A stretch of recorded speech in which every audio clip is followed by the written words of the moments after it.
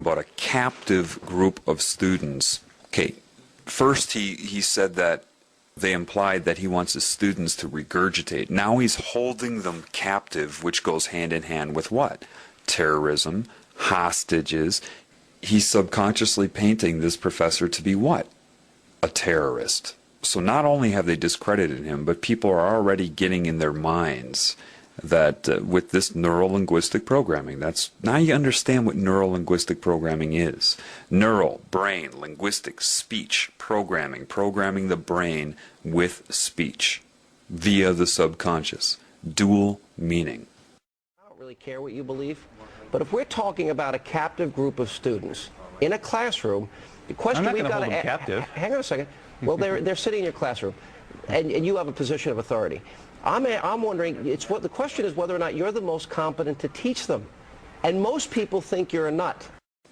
Now, this one should be obvious. Isn't he a person that's in a position of authority? And isn't he about as incompetent as you can get as far as love and honesty and caring about other life forms?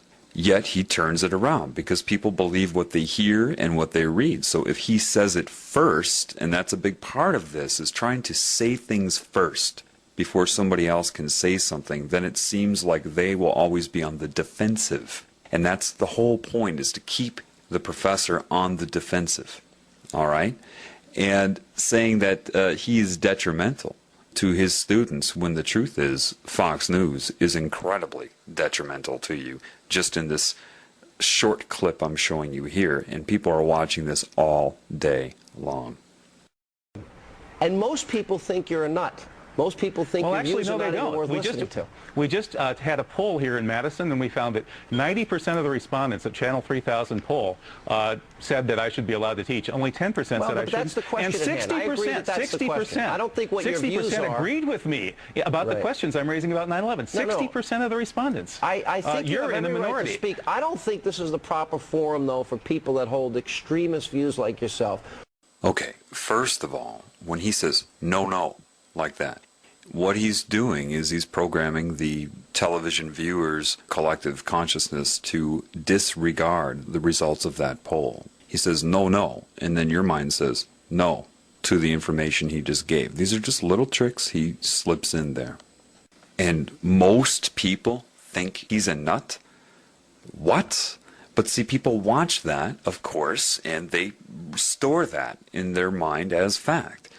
Of course, most people do not think he is a nut. But if he says that, he programs anybody watching this television program, hint, hint, that everybody thinks he's a nut. So I will too, to fit in.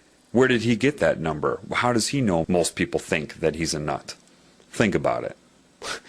They don't. He just says it, and then the professor has to respond to that. He's totally disrupting the whole interview. So it appears to people, because time is moving by, that there's actually an interview going on here. But it's not. It's only about disrupting and discrediting and programming your opinion.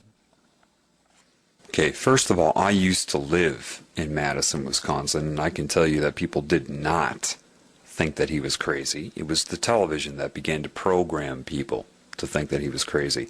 Again, now, extremist views like yourself. Now, they already set the stage in your mind, or the viewer's mind, before he brought that up in the beginning, when that first reporter took his hands and whipped him over to the left side of his shoulder to subconsciously say that he's an extreme leftist. He's on the extreme left. So now they're reinforcing that, telling you to believe that he is extremist, that these are extreme things. Well, Fox is 666. Look, I mean, just look what they're doing. Look what I'm pointing out to you. Once you start to understand the dual meaning of neurolinguistic programming, things become crystal clear to you. About the questions I'm raising about 9/11, 60% of the respondents. I think you're in the minority. Right to speak. I don't think this is the proper forum, though, for people that hold extremist views like yourself. Reasonable you guys are extremists. Reasonable people. Now notice what he did there. He took his hands and he gestured them towards himself and said reasonable people, while pointing to himself. Therefore, your subconscious and your conscious mind is shaped to see Sean Hannity as the reasonable person.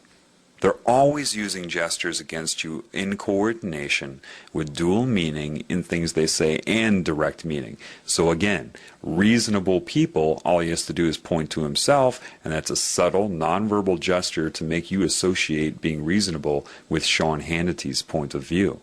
He's programming your mind. So now after you have associated being reasonable with Sean Hannity, and when he says people think, he points out or opens his hand, so you are to think.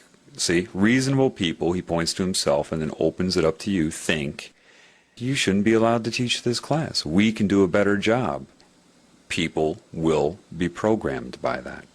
Reasonable no, you guys are extremists. Fox News is the biggest bunch of extremists on the planet. But reasonable people see you as an extremist, and I don't think you're the most appropriate guy to teach that class. My guess I don't think you're the most appropriate guy to be on the airwaves spewing your venom. And the professor got it right. You can see the look on his face. He says, spewing your venom. That's exactly what he's doing. The problem is that you can't get all of this out in an interview. For example, say I was on an interview like this. They would be doing all the same things to me. All I would be doing is calling attention to everything he's doing, and then he would sit there and argue with me. Nothing would ever get discussed. This is how they take advantage of people. Look how long it's taken me. Do you know this clip is only like 2 minutes long normally? But just to describe 2 very short minutes of media to you, look how long this is taking. That's the problem. That's why I haven't done it before, because I can sit here and explain it to you, but you need to open up your eyes so you can see it for yourself, because it all happens way too quickly. If you try to explain something that happens in a 3-second period, if you're not educated on that, if you're not aware of it, it will go by way too fast before you can bring somebody up to speed to understand what's going on. This is why I had to break it down for you, but I still can't do this with everything I see, because this is everywhere. This is common. This is always going on. And it just, you need to educate yourself, but you need to become aware. Again, dual meaning, neurolinguistic programming, gesturing, association of concepts and beliefs to link them, anchor them in your mind, to misdirect your perception, your beliefs, and your ability to perceive reality in general. Class, my guess I don't think you're the most appropriate guy to be on the airwaves spewing your venom throughout this country. I think you guys should be taken off the airwaves because you are the guys who are... We don't want to silence anybody. You teach and we'll do Hannity and Colmes. Thank you, Professor. Coming up, we'll have a... We don't want to silence anybody.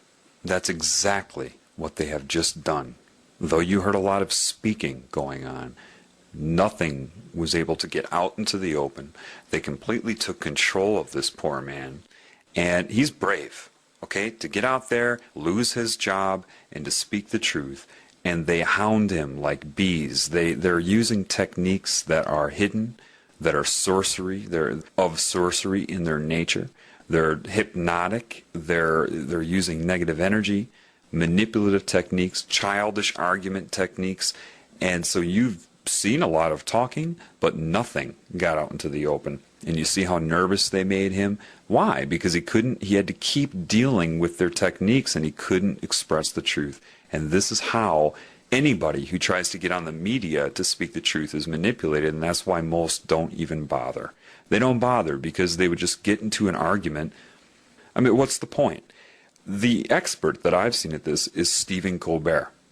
He was one of the biggest disinformation agents out there. He'll get somebody in for an interview and just completely distract, disrupt, discredit, and there is no interview. That's what I call Stephen Colbert's interviews. They're not interviews. They're Stephen Colbert using techniques to distract and discombobulate, basically. So this is why you don't get the truth in the media. Even if people do get a chance at airtime, they will be interrupted, misdirected, hypnotic suggestions to the audience that are watching it. You just can't. People that know the truth won't even try. They won't even try to go on the mainstream media, and people that do, it ends up like this. So until that is addressed, then nothing will ever be told on mainstream media. But what you can learn from this, don't watch TV. Okay? I hope this helps.